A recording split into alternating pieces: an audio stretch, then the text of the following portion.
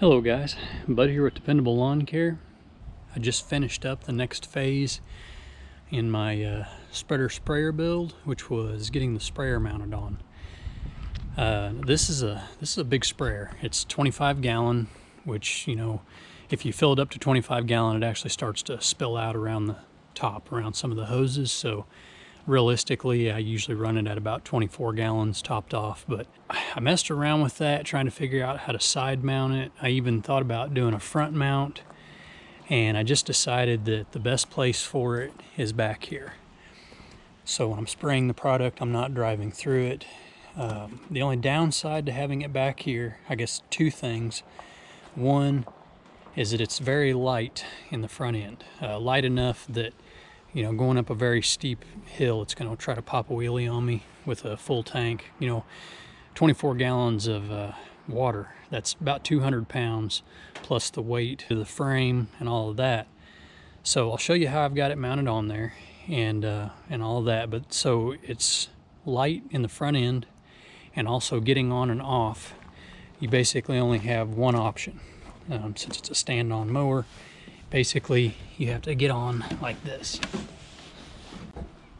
So it's not the worst thing in the world. I've got plenty of room to operate, move around, but getting on and off, I'm gonna have to get off on the side of the machine. So I'd say that's probably the primary downside to having it mounted back here. Now, all of that being said, you see where the back of my tire is at, and then the back of this bar where the sprayers are mounted. So I only added about 10 inches to the length of the mower, which is great because, you know, the smaller I can keep this thing all together, the better. You know, I didn't want it taking up a lot of space, and the way it's set up right now, it's not. So, you know, when I've got it loaded in the trailer to go put down seed or whatever, it's not taking up a ton of room. The way I've got it mounted on, so it has its own frame. This was a tow behind sprayer, and so it has a frame and everything already bolted to it. And so basically I just added a little piece of angle iron right here, so it's bolted into the frame and then bolted into the fender. So that's all that's holding it right there.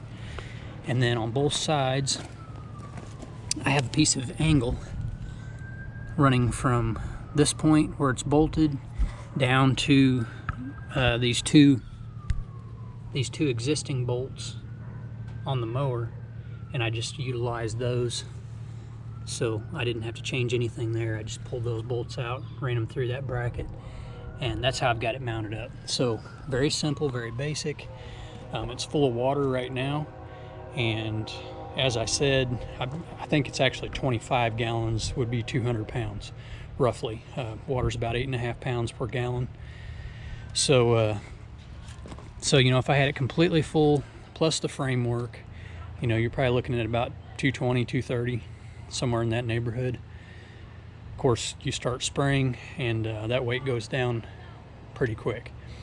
But weight's not an issue. The tires on here are great. They're not squatting or anything. I filled that up with water. I stood on it. I bounced up and down, you know. Those tires don't care, and the hydros aren't struggling or anything like that. So let me flip it on for you real quick. Turn on the power switch and then open the valve for the sprayer. You can see the wet pattern on the ground.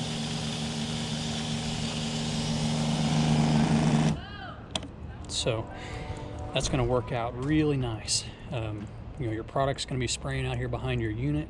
You can see that's about an 8-foot swath that it's doing.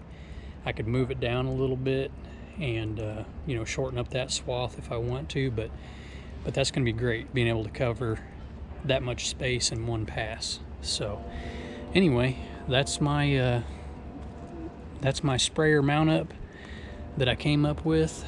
I wanted to keep it as basic as possible. I really thought about doing some saddle tanks. So a tank here and a tank in the same spot on the other side, and then running my pump somewhere else on the mower. And the more I thought about it, the more I decided that for one, that wouldn't be very much capacity. You know, this is a 5-gallon tank, and you see how big that is. So if I mounted, let's say a 5-gallon tank back here, and then a 5-gallon on that side, I'm only going to have 10 gallons of product that I can apply at one time. Whereas with this setup, I've got 24 gallons. So huge difference in capacity, especially if you're doing a large property. So the only thing I really need to do now, everything's pretty much done. It's ready to go. It's all in working order. The only thing I really need to do now is get some front weights of some kind. I think I'm going to see if like maybe the Toro or maybe even Great Dane has some front weights that sit right here on this arm. I think that would probably be ideal. If not, I can get a piece of bar stock, that weighs about 50 pounds roughly, and I can run that across there. So I can do a few different things, but I'm going to see if I can find some actual commercial front weights that I can purchase first, and go that route, because it's not going to take a huge amount of counterweight. Like right now I drove it around in my yard and I can make it pop a wheelie, but it's not going to just roll over backwards or anything. But I still want to balance it out a little bit better. So anyway, that's it for now, guys. Just wanted to show you kind of what I've gotten done on it so far. You've seen the spreader set up. I'm really liking that. This is all pretty much self-contained. I mean, everything's right back here. All I've got to do is turn it on, and then once it's on, you open one valve to run the mixer. Well, it's not really a mixer, but it just circulates the water through the pump and through the tank. So if you're mixing in chemical, and then this valve, you open that up to use the boom, and then I don't think I've ever actually used the gun, even though there's a gun on there. So I can't even tell you how you would use that. I think it's just this valve, if I'm not mistaken. Or no, actually, you know what? As soon as the pump is on, you can use the gun. That's how it works. These two valves stay closed. You turn the pump on. So there, pump's on. And yeah, so that's how you use the gun. So I've never even used it. But it's there for spot spraying if you need it. So anyway, pretty basic. I mean, it's all right there. Easy to turn on and off while I'm operating.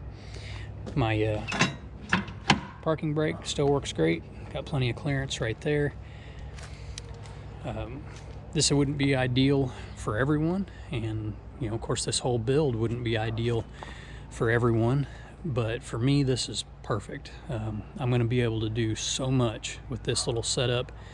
I've got a very small amount of money wrapped up in it, and utilizing a lot of things that I already had, and so this build is just it's going to be perfect for me. It's going to be such an energy saver when it comes to laying down seed, laying down fertilizer, applying chemical, all of that.